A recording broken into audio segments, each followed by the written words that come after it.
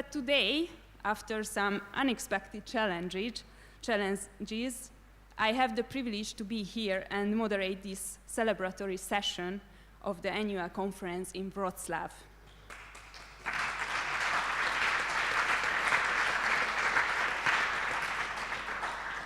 So here we are, 3 days later after this excitement, and we somehow realized that actually we were never separated.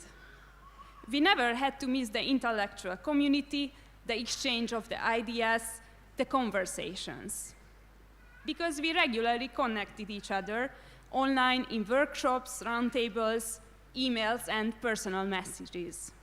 And I should add how wonderful it is that even today, in the last few days and the next few days, those who couldn't travel could participate and be with us in the online panels. So basically, it turned out that our passion for the rule of law, democracy, and human rights, and of course our friendships, connect us, even if we cannot be in the same place. So this is my main takeaway from the last 3 days. 3 days that we are extremely grateful for our host, the team of the University of Wroclaw. So I would like to ask from the team, Anna Śledzińska-Simon, to share her closing thoughts.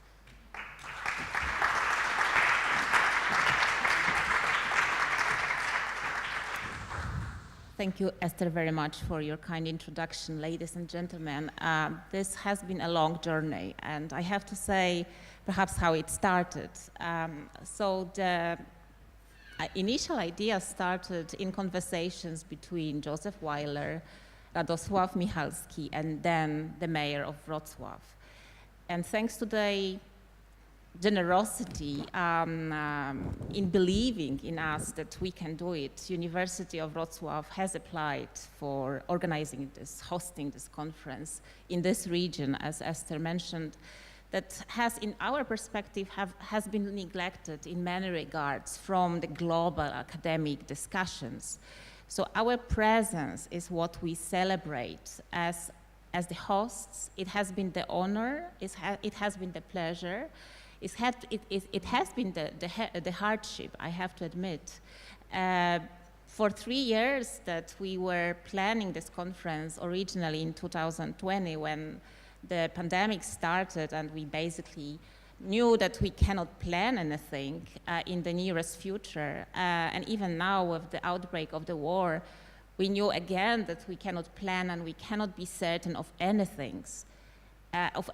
So what I would like you to reflect upon is that we present here and we can celebrate not only this diversity of younger and older scholars, those who are very established and attract such huge audiences that we couldn't even sometimes accommodate in the rooms.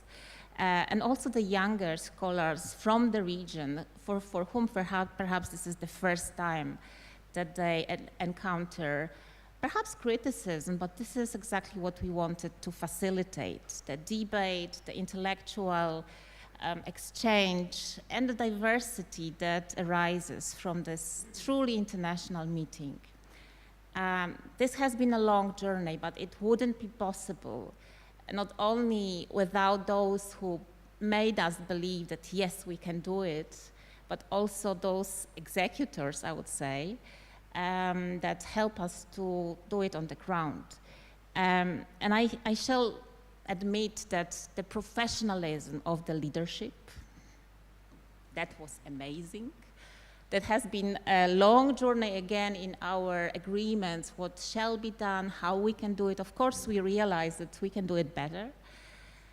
But nevertheless, I would like to ask you that you take just the best memories from this place, the best memories from the city, the best memory from the, well, Polish hospitality, the environment that we offered, and we would like that you come back. But now there is my honor list that I would like to present to you. So thanks to Joseph Weiler, Radosław Sikorski, and President Dudkiewicz, who initiated the thought that yes, we can apply, we can perhaps get the honor of organizing this conference. But there was a number, I would say, an army of people behind the scenes. Of course, from the city of Wrocław, this was Monika Sochacka, who has supported us enormously with her experience, with her attitude of, yes, we can do it. And she was present yesterday during the diversity reception. So I would like that we applause to her. Monika, you will get this. There is also our Saxon partners who supported us financially, but also with various debates that we run about the rule of law and about our future and present cooperation. So Thomas Gudat, the thanks go to you. I know that you left, but thank you so much. And I would say there would be nothing that you can see here without Agnieszka Szymerowska, who is the director, a female director of the Convention Bureau, and she has supported us logistically and conceptually, and also with her great experience and ease. We are here, so Agnieszka, great thanks.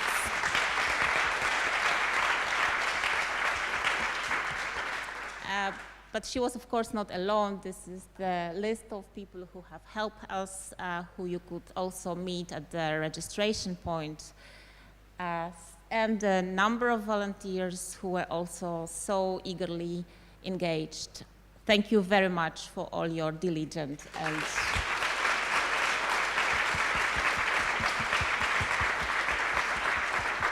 dedicated work. And I should say this was a true pleasure, and I haven't met anyone who is so professional and so distant, but at the same time ready to do everything what's possible to make things work perfectly, and this is Professor Dariusz Adamski.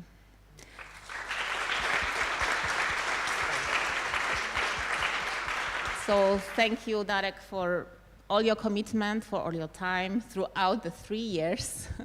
So this has been a long experience, but you acting as a vice rector and you acting now as director of your center, it was an enormous experience for me to learn from you. So thank you very much.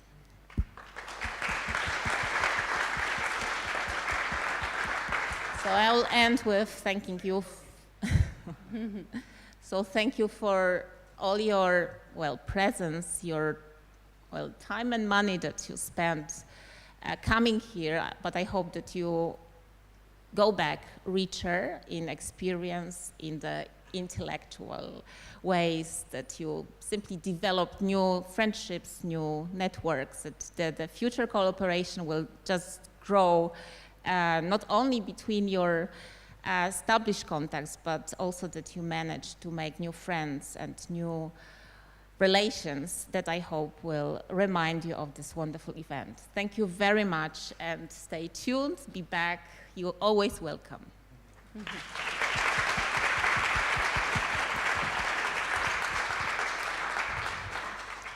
Thank you very much, Anna. And I have a question, so hands up who likes administration? Okay, there are some. Because we all know that we couldn't be here together without the leaders of the ICONES, who generously give their time and energy to operate the organization, members of the executive board, the committees, the Society's Council, and the 2 co-presidents. And annual conferences are always the best places to hear about where the ICONES is now and where is it heading. So I give the floor to one of the co-presidents, Richard Albert, to make his report.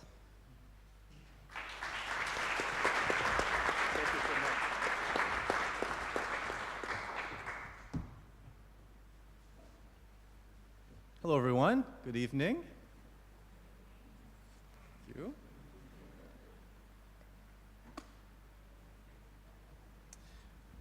I have just a few things to say, and I want to begin by telling you the things I'm going to say, and then say a bit more about each of them. I want to say thank you to a bunch of people. I want to tell you a bit about some news in the society. And then I want to end with an invitation to each of you. So that's the plan and the time that I have. So first, thank you to our sponsors for this conference. You've heard about some of them already. I want to just highlight a few. The City of Wrocław, the meeting place. Thanks also to the Convention Bureau, the University of Wrocław, CAS, which I believe is here represented by Carolyn Eschenfelder. Yes, thank you very much. NYU and the Jean Monnet Center. Wonderful partners for ICON-S in delivering this festival of ideas and action in public law. So thanks to each and every one of the partners for the conference. Thank you.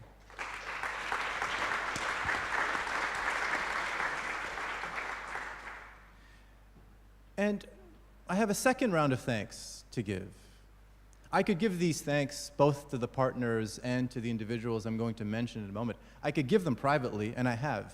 But it matters that we make these thanks public and that you all show your appreciation in this public forum to amplify the thanks that I am giving. And so I want to ask you for your help in demonstrating our gratitude for the members of the ICON-S team that have brought you this program. And I want to begin by our hosts. I want to begin by recognizing Derek and Anna and Derek. Thank you so much for welcoming the world of public law to Wrocław. Everything you've done over the past, I think, nearly 4 years. You said 3 years. We began even earlier than that. And so thank you to the two of you for all you've done. Thank you.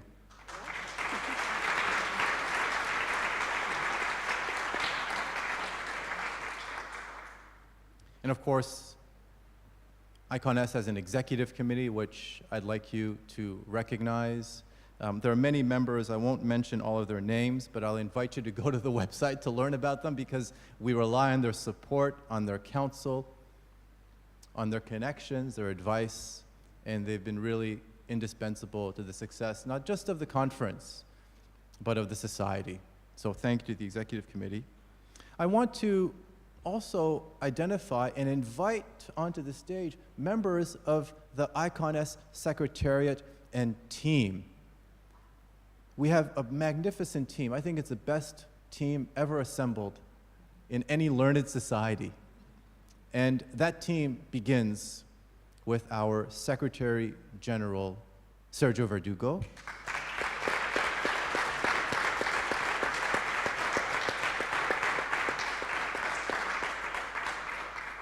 We had our annual council dinner on Monday evening, in which I made a claim that sounded quite like an exaggeration, but everyone understood that it was not.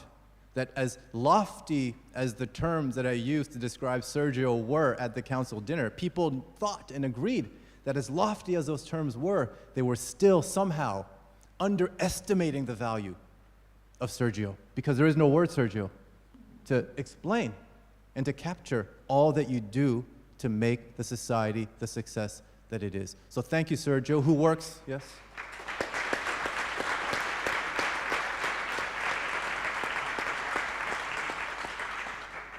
So thank you, Sergio, who works closely with Michaela Hailbronner, who's our Deputy Secretary General. Yes, magnificent, yes.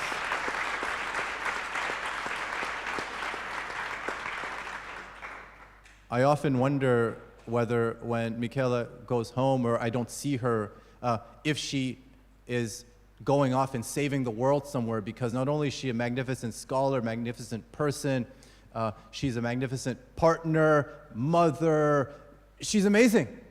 And I wonder whether this is not a super person wearing a cape or something at night when I'm sleeping. It's amazing. Thank you so much, Michaela, for all you do.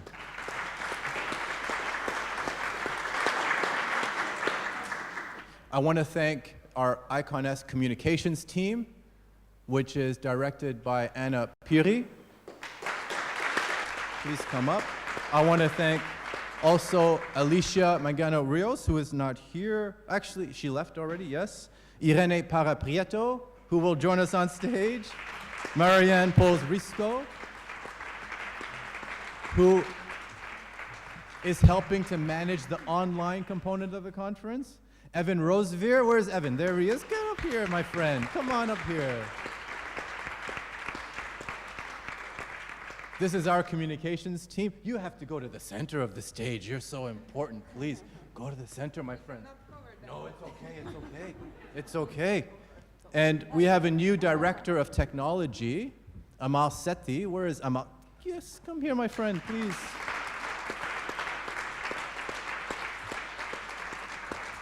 Thank you, my friend. We have a new committee on community and engagement, which is chaired by Sofia Ranchordas, who has just recently left. Mark Graber, Leticia Cruz, Eric Longo. Is Eric here? I don't know if he's still here. Come on here, man, please, my friend, join us, join us. Luisa Neto, please.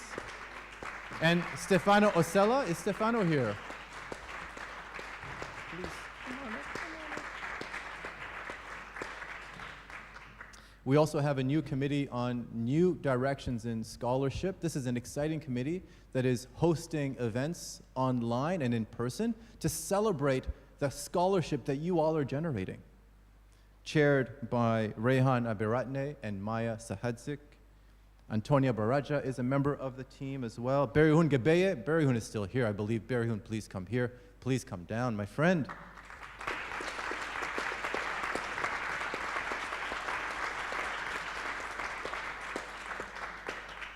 And Angel Adai Jimenez is also a member of that team. I also want to thank our chapter vetting committee. The chapter vetting committee is responsible for shepherding and evaluating proposals to create new chapters, chaired by Oren Doyle, Diletta Tega, Estefania Barboza, David Kozar, Jacqueline Nao, and Roberto Niembro. I don't think anyone is here. I think David just left. But we also have, by the way, new co-chairs of the Chapter Development Directorate. And I believe Felicia Caponigri is here. Please come down, Felicia.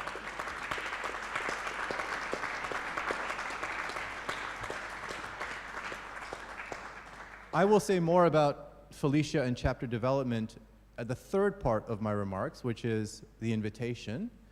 But I invite you to be in touch with Felicia and or her co-chair, Joanna Froelich, if you would like to create a national or regional chapter. I hope that you do, and Felicia is leading the team that will help you navigate the process of creating a chapter.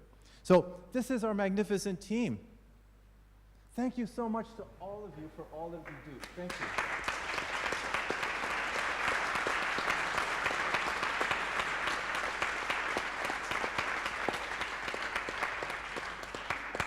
Okay, thank you very much for being here. Thank you so much. I wanted to just make two more thanks, and then I'll move on to the last part of my remarks. Actually, no, I'll say something about news of IconS, and then I'll say something about an invitation. I want to recognize Phoebe Okowa, who is not here, but who has been here for much of the conference. She is our outgoing member of the executive committee of the society. Phoebe is a longtime member and leader in the society. She was on the founding executive council. She's been recently elected to the International Law Commission, and she's just a magnificent scholar in person. And Phoebe, where is the camera? Phoebe, if you're watching, thank you for all you've done for the society. We appreciate you, we value you. Thank you, Phoebe.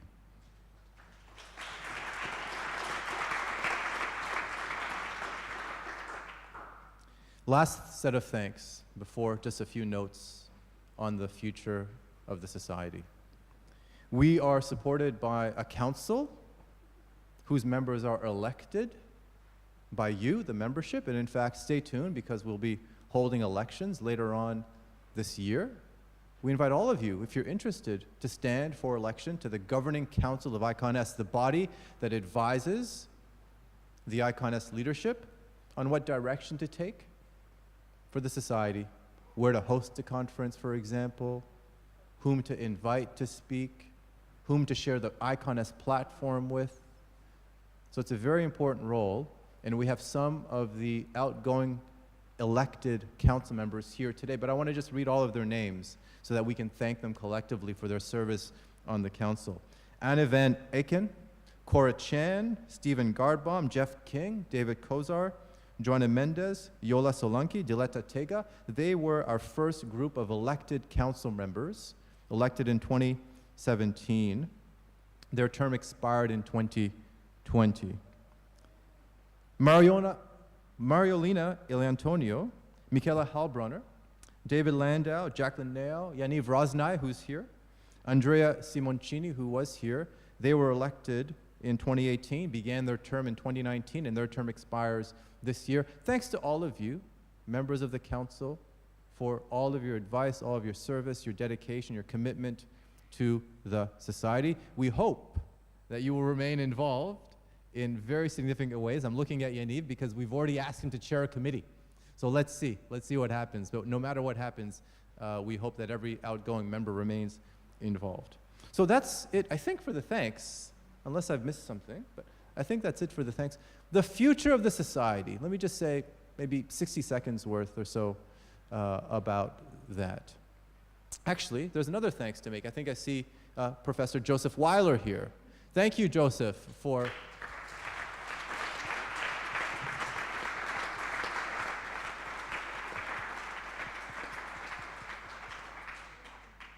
everything.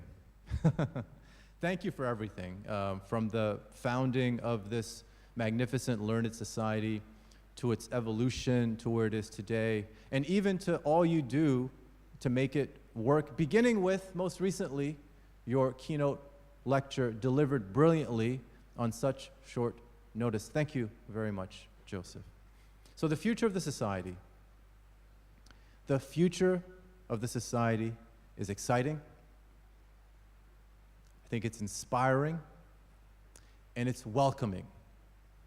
And I want to ask you for your help in making sure that the society keeps getting stronger and better, more inclusive, and more equitable in all of the ways that matter to a modern organization like ours. I think we do well, but we can always do better. And so if there is something that you think we can do better, something that we can do that we aren't doing, something that we're doing that we should not be doing, as members of the society, each of you has an obligation to let us know what that is so that we can make good on the promise made by the mission of ICONS to build a better scholarly society of public law. So please join us in improving your society on our collective behalf. Okay. Last thing I will say, a couple of invitations. That was the first invitation that merged into the news item and the request. I look around the room and I see much of the world represented. I see Estonia, I see Mexico, I see Spain, I see Australia. I wish I saw more of Canada, my home country. I see the United States, I see Italy, I see Lithuania, I see Georgia. So many countries represented here. Many of these countries are either part of regional chapters or they're represented by a national chapter. I would like you to consider creating a new chapter for your jurisdiction. And if you are interested in doing that, please contact Felicia Caponigri, who's back there. You can find Felicia's contact information on our website. We want to keep growing, not for the sake of growth. We want to keep growing for the sake of making the global community of public law smaller, more familiar, more accommodating, more welcoming. And the more chapters we have, the easier points of entry there are for early career scholars, for people to meet together in safe, accommodating spaces, and to be part of this global conversation that Joseph and Sabino and so many important persons in the field of public law helped to initiate just a few years ago. So please take that invitation seriously. We will be very happy to support your interest in creating a chapter, and I think you'll be pleasantly surprised by just how much support you will get from us in helping you to do what you wish to do in your jurisdictions, consistent with the mission of ICONS. Second and last invitation. Michaela Hailbronner is running and overseeing something relatively new for ICON-S, which is the creation of interest groups. These are subject matter groups that cross jurisdictional boundaries. And today we saw the beginnings of what interest groups could be and what they could mean for the future of the society. There were meetings online and in person, also jointly in person and online today, among persons involved in interest groups, people interested in creating new interest groups. So if there's a subject matter that interests you and around which you wish to build a community, this is the vehicle for you to do that. And if you have questions about that, if you want to just talk about how to do it, Michaela will be very happy to speak with you about that. So that's my last invitation. I will just close with one final thought, which is something that I began my remarks with, which is just a thank you. But now I want to thank each and every one of you because of the time, the effort, the resources that you spent to come here in Wrocław, Poland, to help us relaunch the society in person after being online for so long. Because of you, because of your efforts, the state of the society is strong and getting stronger. So please remain involved. Please let us know if there's something that we can do to make our community better and stronger. And please let us stay in touch. We look forward to seeing you next year in person in Wellington, New Zealand, and before then, online. Thank you to everyone.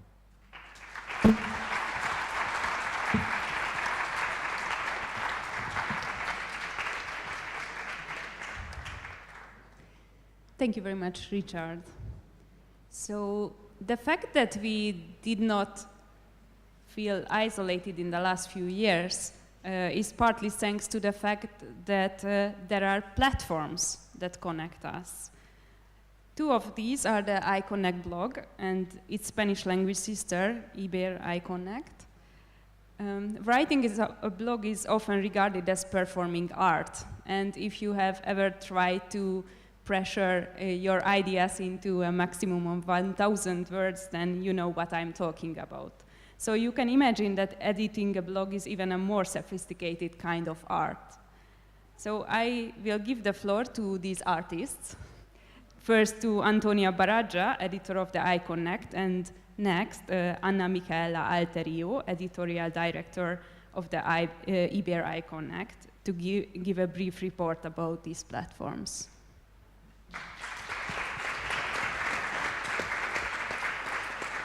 Thank you very much, Esther. And yes, I just want to give you an overview of the activities of the ICON blog, iConnect, the blog of the International Journal of Constitutional Law. The blog is co-edited by Richard Albert, by David Landau, by Jacqueline Neo, Tom Ginsberg, and by myself. And iConnect is a place for real-time updates on new constitutional developments and forum for analysis of major issues in the field of comparative constitutional law and public law more in general. The blog, as you may know, publishes a discussion of scholarships in the field, including book reviews, debates, and responses to articles that appeared on ICON. We are also committed to identify new voices in the field from all over the world. Our effort, thanks to our contributors, is to offer a global forum for global public law debate. Let me first of all thank all our contributors of this past year, those who have submitted their pieces to the blog, those who have taken part in special symposia, in books reviews, book author interviews, which is a new format that we have launched this year, in the undergraduate series, and in the ICONNET Cloud Center Global Review of Constitutional Law. And last but not least, we have to thank you, our bi-weekly columnists, who for this year are Mariana Velasco Rivera, Marti Devisser, Shamshant Pazar Rai, and Brian Dennis Tiojanko. I would also like to thank our team for the weekly newsletter, What's New in Public Law, which has become a point of reference for updates in constitutional news, constitutional scholarships, and events. As for the subjects and the countries that we have covered this year, I would like to mention some of these. Among that, we have to mention the constitutional review, for example, in Taiwan, the case of Caribbean saving law clauses, the rule of law in Bosnia-Herzegovina, constitutional developments in Brazil, in Mexico, constitutionalism in Afghanistan, the case law of the Federal Supreme Court of Iraq, and constitutional developments in Italy. We have the constitutional reform, and so on and so forth. So we have also the special symposia, which have examined struggles in Asia, covering Thailand, Hong Kong, Japan, Indonesia, Sri Lanka, and the tension in Europe with regard to the rule of law crisis. As you can see, we are committed to covering constitutional developments throughout the globe, and we invite our colleagues, senior and younger colleagues, especially of the less explored jurisdictions, to reach us out and to contribute to the blog. As for the submission process, if you want to submit a piece or share a proposal for a book review or a special symposium, just write us to iconnecteditors@gmail.com. Please stay in contact with us to propose any partnership, new ideas, proposal you wish to discuss with us. Thank you very much.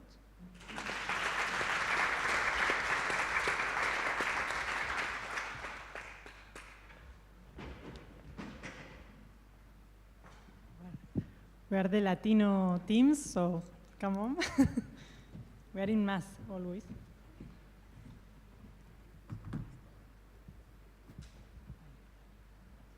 Well, this is part of the Ibericonet blog. It's the blog in Spanish for the society. It is so exciting to think that we have been online for almost 2 years.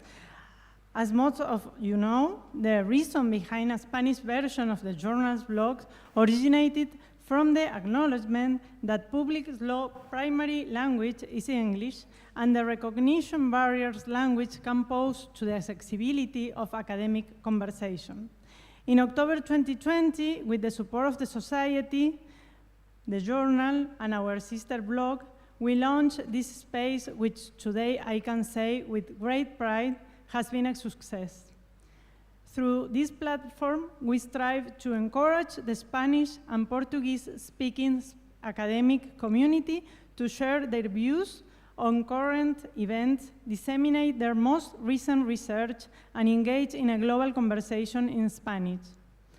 With the help of our team of bright young scholars, they are great, really, we have published book reviews, interviews with judicial authorities and notable academics, conference reports, symposia, and more than 100 articles. Additionally, we have hindered our sister blog section, What's New in Public Law, Novedades in Spanish, bi-weekly publication especially tailored to report on the news of the Ibero-American region. In each issue, we share recent judicial decisions, relevant news for public law, events, call for papers that may interest our readership, new scholarship, and interesting online articles. This year, we have the great privilege of hosting as columnists Juana Inés Acosta from Colombia, Jorge Farinacci Farnós from Puerto Rico, Susana de la Sierra from Spain, Andrea Pozas Loyo from Mexico, Roberto Saba from Argentina, Mariana Canotillo from Portugal, Miriam Enriquez from Chile, and Argelia Queral from Spain. Having all these renewed scholars from different corners of the Ibero-American community sharing their perspectives of the challenge and their views on specific issues has allowed us to expand our collective knowledge of classical, contemporary, and cutting-edge topics of global public law. Further, the blog has allowed the society to be more widely known and relevant in the Ibero-American region, and it has encouraged the creation of new chapters. Regarding exposure, I am glad to report the following data. We have almost 500 newsletter subscribers, 3,645 Twitter followers and over 500 Facebook and 400 Instagram followers. We have had more than 140,000 visitors to our website. Even though the blog has been online for a relative short time, it has proven to be a true mirror of what is going on in the world and the trending debate in public law, particularly in the region. We take this opportunity to invite all Spanish and Portuguese attendees to participate in this deliberative forum. We encourage you to follow us on social media, and we prompt you to visit our website to learn what the Ibero-American scholarship is up to. Thank you so much.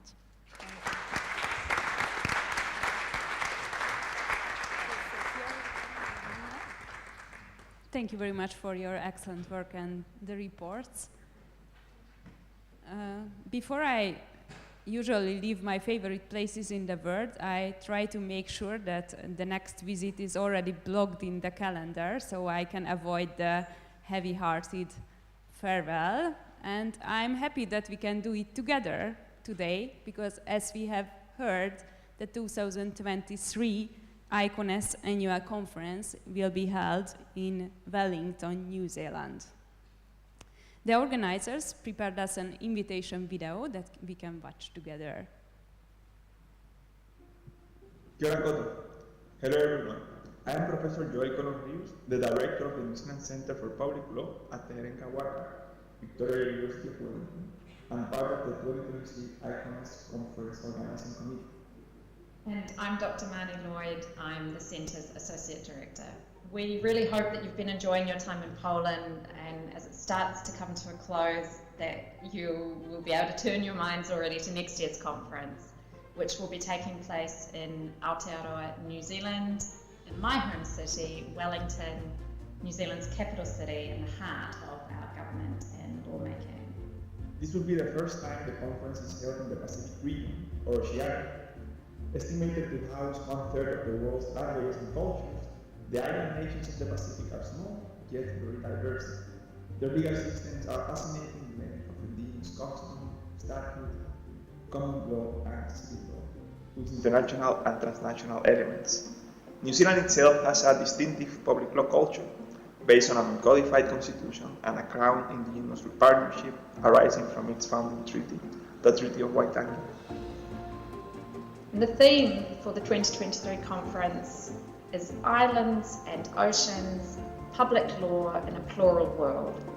And we feel that this will help to focus attention on concerns that are distinctive to Aotearoa, New Zealand and the Pacific region, but that are also of global interest, of course. So things such as the environment, legal pluralism, and Indigenous interests. We look forward to see you all here in Wellington, New Zealand in 2023. And meanwhile, we wish you all a very safe trip home.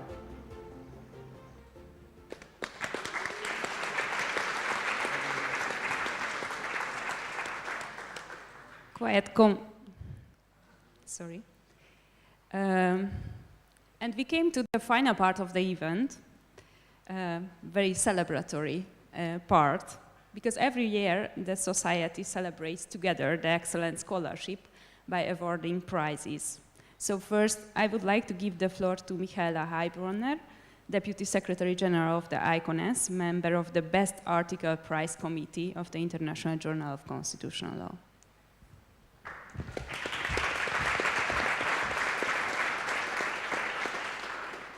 Thanks, everyone. I'm here instead of Gráinne, our honorary president, former ICONES president, of course, as you'll know, as well as editor-in-chief of the ICON Journal.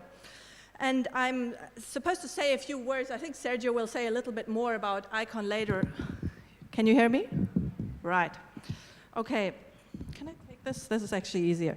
All right. So first of all, Gráinne wanted me to stress the close connection that the Journal of ICON is having with the ICONES membership, and the fact that the annual conference has been sort of a great source of strength as well for the journal, from which the journal gets a lot of important submissions. And this is partly fueling, of course, the quality of the journal and the articles that can be published. And this, of course, however, makes the work of the prize committee, for which I'm here today, a little bit more difficult. The prize committee was consisting of Gráinne de Búrca, Tarun Kaitan, and myself. And I feel actually now that I should be having an envelope. This is like the Oscars, right? In our term, ideally, I think that envelope should be brought by owl if it were my choice, but you know, we'll be working on that for New Zealand, I guess. So let me announce the winner of the ICON Best Article Award, which is the article, The Rise of Digital Constitutionalism in the European Union by Giovanni De Gregorio. I think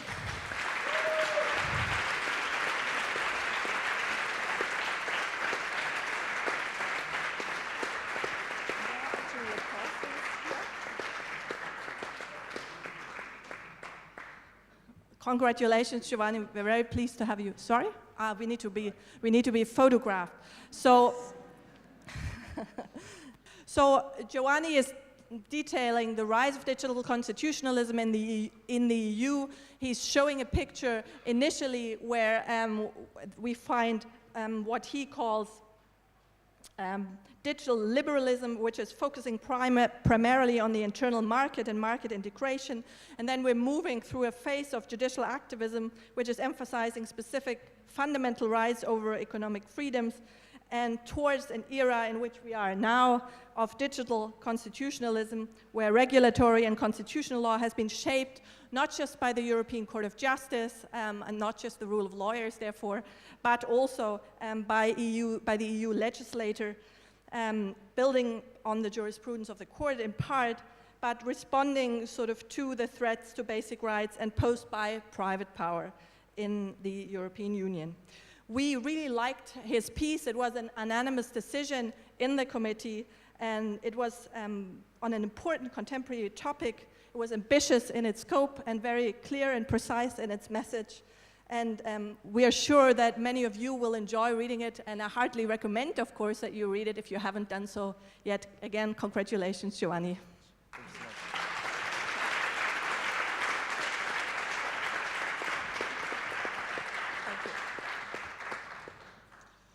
We also decided to award one special mention to the article on constitutional locks.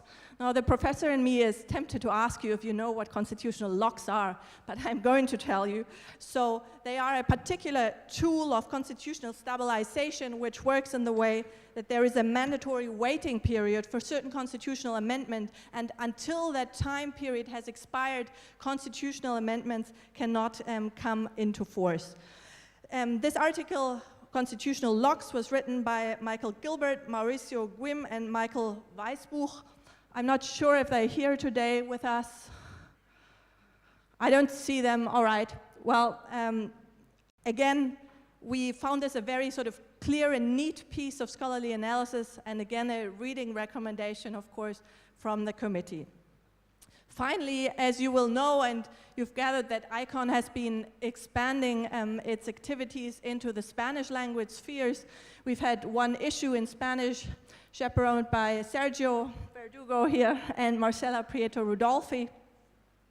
And there was a special issue published in Spanish this year. And they have chosen one special article that was not the work of the committee, but that deserves a prize as well, namely the article La tesis sobre la especificidad de la interpretación constitucional. I'm sorry for butchering the Spanish. It's a while I've had that in school. And the article is written by Duber Armando Celis Vela. And it's a...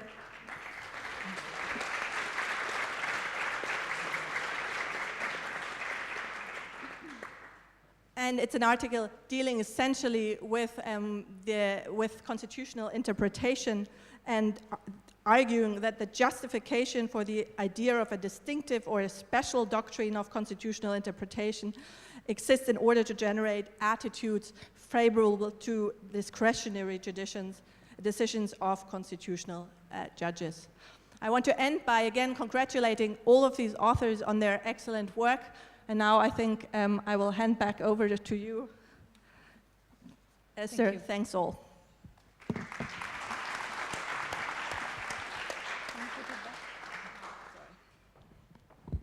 Thank you very much, Michaela. And in line with the Society's mission, a prize is awarded to an outstanding book in the field of public law. So I would like to ask Sergio Verdugo, Secretary General of the ICONS, to present the prize on behalf of the Book Prize Committee. Thanks, Esther. Before I do that, I would like to say a few words about ICON, about the journal. I think it's very important to recognize the work of the editorial team of the journal for their vision and their contribution to the field. ICON is really setting an agenda in public law that benefits us all, and we should be aware that it's not only the work of the authors and the reviewers, but also the work of the editors that are helping us to shape the field with the journal. So I would like to mention, of course, the two co-editors-in-chief, Joseph Weiler and Gráinne de Búrca, but also the associate editors that do a wonderful job. There's Stefano Osella, Nana Schmaltz, Elisabetta Morlino, and the book review editor, Chien Chilin, and of course the managing editor, the unique Annie Bremner. So please applause for them because of their work.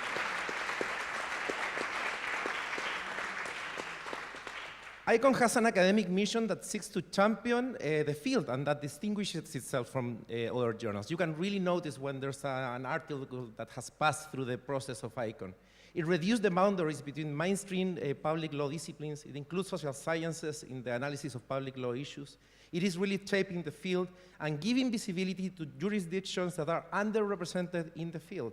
We really make an effort to show these jurisdictions that have been under-theorized. That way, we provide a true platform for comparisons, case studies, theory building, and we all benefit from this, of course. It has become over the years, along with its sister journal, the European Journal of International Law, a leading journal in the field. Thanks again to all the editorial team for their wonderful job in managing the journal. And I invite you to learn Spanish if you don't read Spanish, so you can also follow the Spanish issue. We're going to release the second issue by the end of the year, and the first issue has been a very successful experience. You can widen your knowledge about other jurisdictions by checking the Spanish issue as well. So now I'm going to say a few words about the 2022 book prize.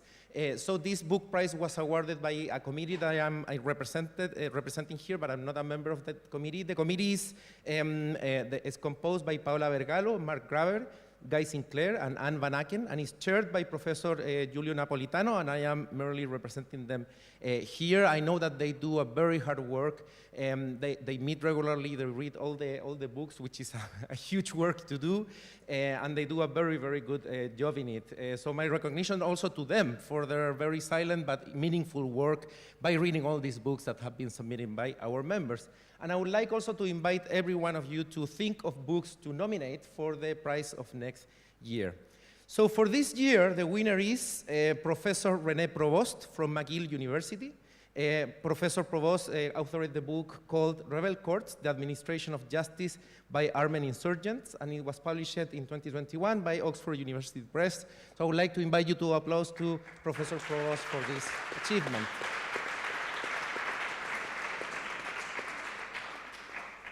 So Professor Napolitano sent me the Laudatio. It's only a paragraph that I need to read to you that Giulio wrote on behalf of the committee. So Rebel Courts is an outstanding socio-legal study of how insurgent administers justice in the territories they control. Provost correctly knows that insurgents must govern the territories they control, but with no or little of the actual administration of justice that is typical of official governments. Through a series of fascinating case studies, Provost illuminates the different forms of justice that insurgents administer, from attempts to establish a fully legal system to the Cadi administering rough justice under the tree. The work also explores the status of these courts from the perspective of international law. In this way, the book fills a relevant gap in the literature and adds considerable insights to the legal pluralism debate. In conclusion, Rebel Courts combine sophisticated empirical analysis with rich theory, providing an excellent example of interdisciplinary research in the very spirit of ICON S.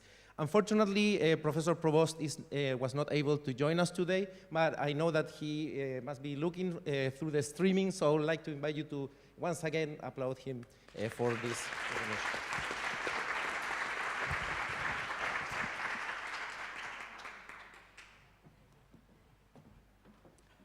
Thank you very much for all the speakers of this closing panel, and thank you here in the room and online who are really making the conference and the ICONS a success. So at this point, I don't want to give another speech. I know that we are ready to fly out, so I only want to wish you a safe flight or travel back, hopefully a less challenging year, and see you at the 2023 conference, and until then online. Thank you very much.